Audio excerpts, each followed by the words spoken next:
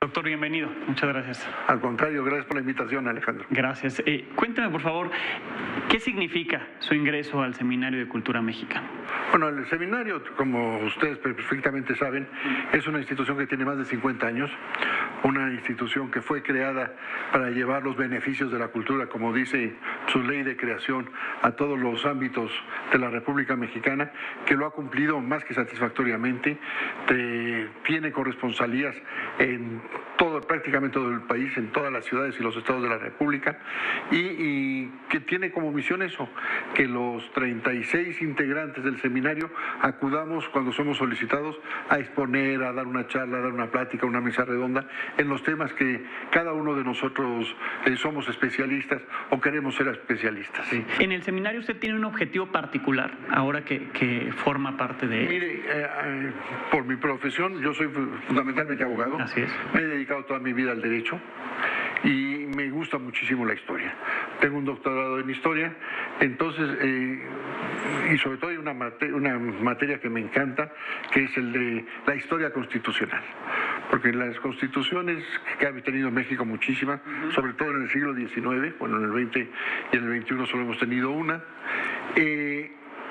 tienen unas razones de por qué surgieron y por qué desaparecieron.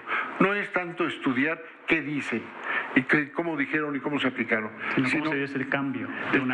¿Qué sucedió en la sociedad mexicana para que se creara esa constitución? ¿Y qué sucedió en la sociedad mexicana para que dejara de pensar que esa constitución era válida y hubiera que pensar en otra? Eso es un tema fundamentalmente de historia nacional, pero a través del hilo constitucional. Sí.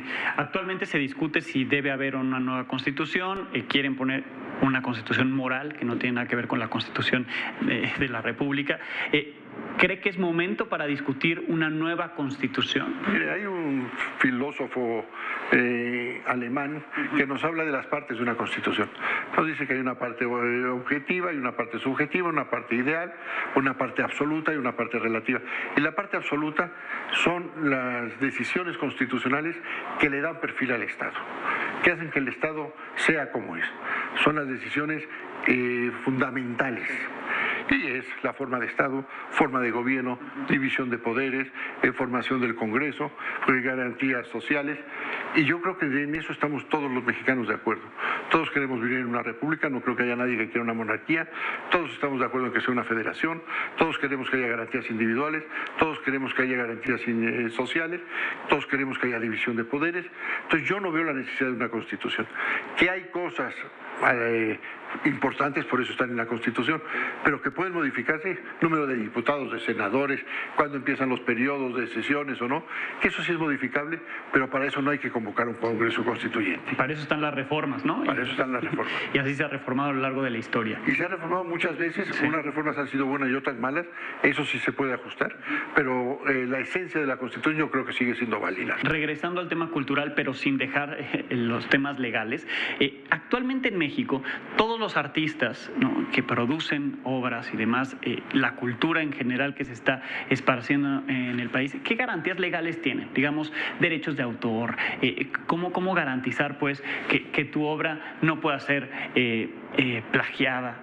¿Hay alguna manera que desde el seminario se pueda compartir con los artistas? Por supuesto, y tenemos la Ley Federal del Derecho de Autor, que es una de las más avanzadas del mundo.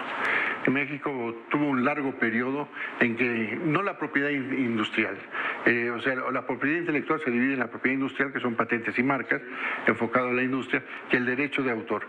Y el derecho de autor durante mucho tiempo fue como el patito feo de la propiedad intelectual. Pero en el año 96, cuando era secretario de Educación el licenciado Limón, se hizo un proyecto de ley, que yo creo que fue el último proyecto de ley, por lo menos en mucho tiempo, que pasó por unanimidad en las dos cámaras. Dejó satisfechos a todos los que participan en el mundo de la cultura: autores, intérpretes, ejecutantes, guionistas, músicos, porque es un tema muy complicado. Es una sola manta que hay que repartir entre mucha gente, y si uno jala mucho de un lado, descobija al otro. Entonces hay que tener un equilibrio muy particular. Por ejemplo, en la industria cinematográfica, ¿cuáles son los derechos del director o del productor? ¿Cuáles son los derechos del guionista, de los artistas, de los intérpretes, de los ejecutantes?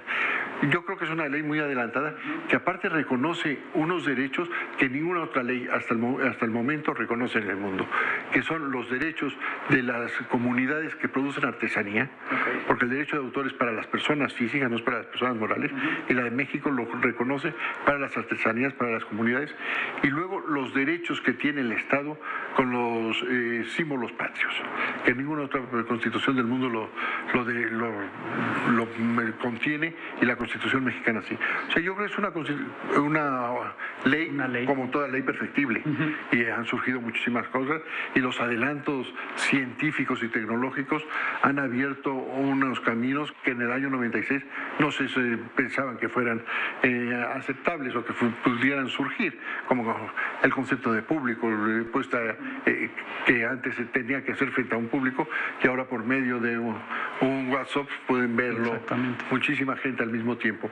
Pero bueno, esas son cosas que se pueden ir ajustando, pero yo creo que los derechos morales y los derechos patrimoniales de todos los que intervienen están absolutamente bien garantizados. Muy bien. Doctor, pues le agradezco muchísimo. No, mil gracias por la invitación. Y felicidades. No. Es un honor tenerlo ahí. Mil gracias. Gracias.